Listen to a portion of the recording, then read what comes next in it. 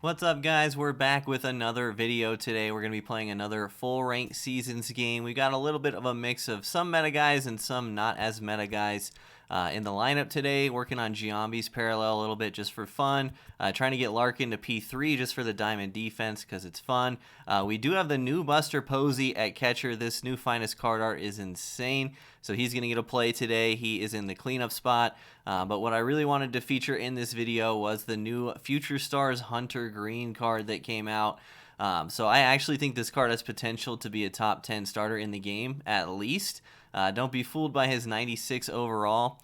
The knocks against this card, obviously his control. We'll see how big the pars are.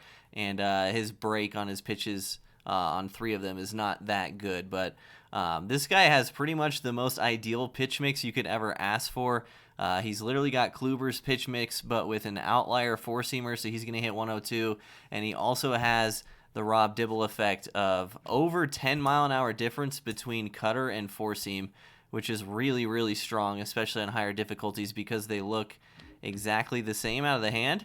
So I think he's going to be nasty. It depends on, how big the pars are, obviously, how consistently can he throw, the ball where you want it to go. And in addition, he's got so many good pitches that you're really going to have to track your opponent's bat speed and keep them off balance and make sure you're throwing a lot of outliers if they can't hit it and not getting too cute with the off-speed stuff. So obviously I've never used this card before. This is the first year Hunter Greene's even been in the game.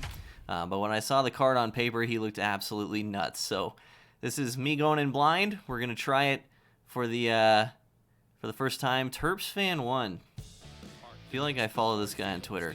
Not sure. See how fast he sends a friendly. Okay, no friendly. So here we go. All right. So like I said, Hunter Greene, really what you're going to want to work is the four-seam, the cutter, and the slurve. And the four-seam cutter dynamic is going to be crazy. He's got over 10-mile-an-hour difference, like I said. So seems like a pretty easy delivery to use as well. Let's try to bury a slurve here now that we've got him falling behind. Good take by him. And we'll try to tunnel this cutter off that last four-seam we threw and see if he swings early. Woo, he swung way early, and we get this strikeout. So I just threw a cutter at 90, and my four-seam is 102. And it's very hard to tell the difference between them, especially higher difficulties. So far, so good, man. I really like his delivery so far, too. Very quick, very easy to use on pinpoint. And maybe this card will dominate online. We'll see. I'm going to challenge him up and in here just to see what he does. This new Corey Seager card is nasty. I think he had good timing there, but he was off of it with his PCI, so we get a little bailed out there. If you see me wiggle there, that's not BM, I promise. I've seen some clips where people are like locked onto fly balls and then their guy just ends up standing still and doesn't catch it.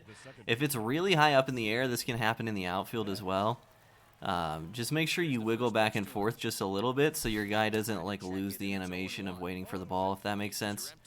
I've never had an issue with not locking onto balls this year with that. So he's a little bit early on the slurve. We're going to catch this at the wall, and we are going to be out of there. So I didn't really take my own advice, especially that Mookie at bat, back-to-back off-speed. He was ready for the second one. But overall, good inning from us. Got him off balance for sure. And I actually have not been able to pitch with the new Orel yet, so this will be interesting from his perspective as well, how he uses him. The times I've faced him hitting-wise, I haven't had much problem. Granted, I haven't played on Legend yet this season, but he doesn't seem as good as in years past. We'll see what happens. Now that I've said that in a video, it's going to be mandatory that we don't score for 6 innings. And he does throw us up and in with the sinker. Good spot. That's a classic Orel pitch. I need to get my bat speed, my timing down a little bit. First game of the day. Been grinding a bit offline as well. Been loving this Barry Larkin card. I don't know if I'll use him past P3. I really just wanted to get him diamond defense, but he's been doing well. What you're going to see against Orel, every year, sinker cutter, and a lot of dots. This guy has amazing control, especially with pinpoint this year. a lot of the strikes you see are going to be on the black, so make sure you get your PCI down there and try to punish things that aren't on the black early in the count. We don't chase the slider there. We'll see if he comes back with another sinker up and in. It worked last time for him. He does go change up down and away. Good swing by us that ends up going nowhere. We did put the PCI a little bit under it. We slammed to the corner. That stuff's going to happen. Good at bat from us, though. Not a whole lot we can do about that one. 82 miles an hour. That's interesting. All right, anyways. Back to Orel. 2 outs, nobody on. Shift on. Is this guy messaging me or something? I swear I follow this guy. Let me just make sure he doesn't want a friendly. Okay. I don't see anything. 2 outs, shift on, nobody on. Try to look for stuff outside so I don't roll over into the shift. This situation comes up a lot in a lot of videos. That was kind of right down the middle, though, and I don't think we missed it. Is Willie Mays going to get me? All right, Rosario, dead center. Card is so good, man. Those are the pitches you got to look to hit when you're facing Orel, because you won't see them very often down the middle like that, especially with a power bat like Rosario up. So my best advice against all these, heavy control sinker cutter guys, Felix, Kluber's a little different, I guess, because he throws a bit harder with his off speed, but just really try not to swing at strikes that are right on the black early in the count. Look for mistakes, and then obviously picking up on sequencing and realizing what you may or may not face with 2 strikes is going to be key. So this is first at bat on line with Buster here. Perfectly painted down and in. We'll see if he goes back to the off speed away. And he runs the cutter up and away from us. Great spot for that. Haven't seen that pitch yet. We roll it over. But we do get the solo shot from Rosario, and it's back to work with Hunter Greene. I respect the guy repping the Orioles jerseys and rocking Eddie Murray. I still really like Eddie Murray, man. Card is obviously going to be good all year when a card looks like that. We're going to go back to rocking the sinker cutter. That probably should have been thrown off the plate, but it's okay. He pulls it foul. And we're going to go back to the 4-seam away here. And try to keep him honest with this outlier. Like I said, with a card with this pitch repertoire, like this is actually legitimately probably the best possible pitch repertoire you could ever have in this game. So it's going to be difficult staying true to the 4-seam and not just letting people get away with the approach I had in the last episode of this, where we faced DeGrom and basically we just sat off speed the whole time because our opponent was set on throwing a lot of things that weren't fastballs. So long story short, we got to make sure we mix in enough 4-seamers where we're keeping them honest. That one wasn't not in a good spot. And now we're facing his Mickey Mantle, who's hitting 404. And he tries a little hit and run there. Luckily, we jammed him up with the 102. And we're 2 outs just like that. I'm actually going to throw the exact same thing here because he didn't seem very ready for that. And he's late again. Beautiful. So that may be a spot we can exploit. We'll keep that in mind. If you notice, too, we haven't been throwing our 4-seamers down on the corners. Posey's going to hose a guy in his debut. Let's go. Nice. But I'm throwing the 4-seamer a little bit above the corners just because it is 102. If someone's not looking for 102, they may end up just jamming really quick down to the corner. So with outlier specifically, have a lot of success throwing that 4-seam a little bit above the corner. Almost like it's more belt high than low, if that makes sense. But yeah, I do that a lot with Nolan Ryan too because it tunnels really well with this sinker right on the black. And I guess you could do the same thing with Hunter Greene. I don't really know how to mix in his sinker yet because the 4-seam cutter dynamic is going to be amazing.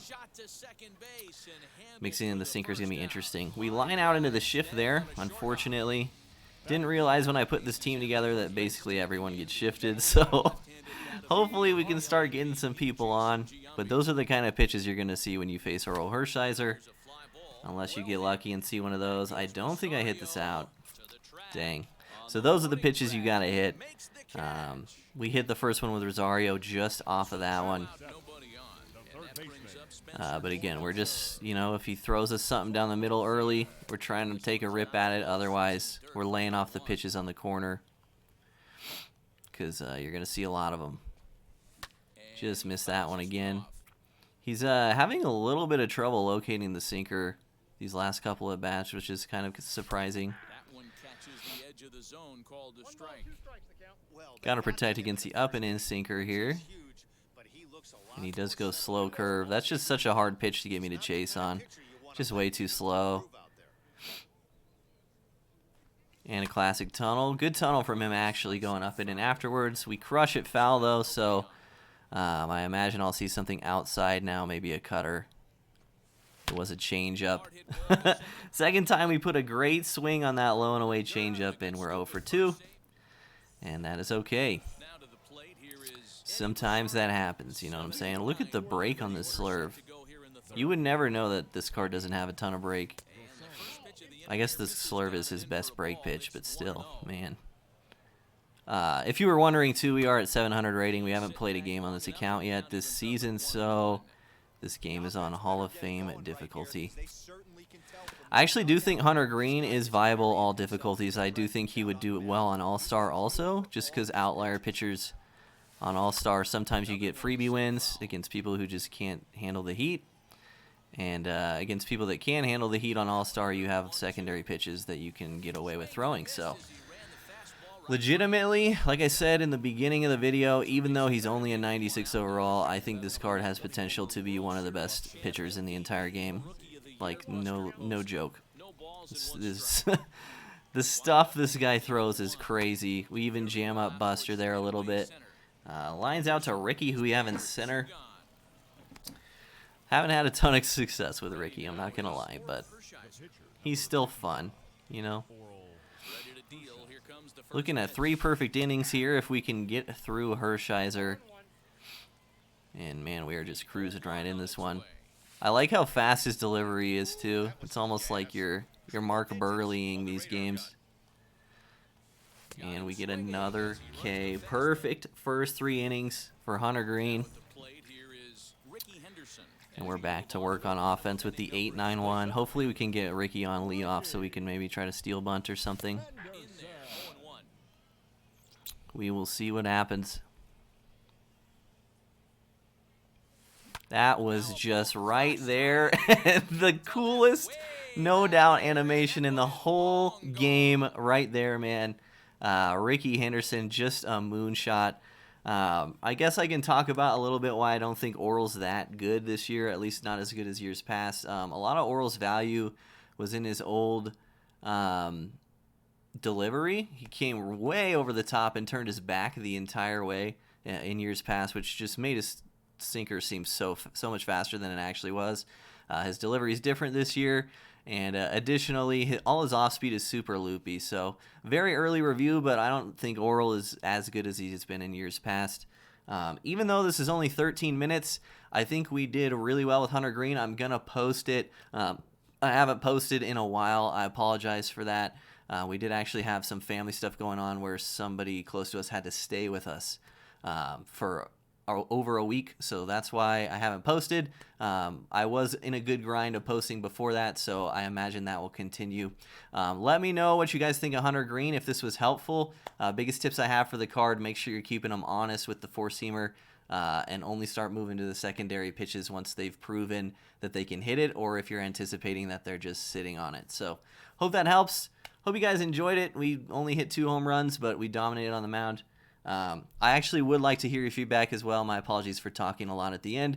I'd like to hear your feedback if you like when I post these early rage quits like this, if they're still useful, or if you'd like me to kind of just put it on the shelf and wait until I finish a 9-inning game. So please let me know in the comments. Anyways, love you guys. See you next time.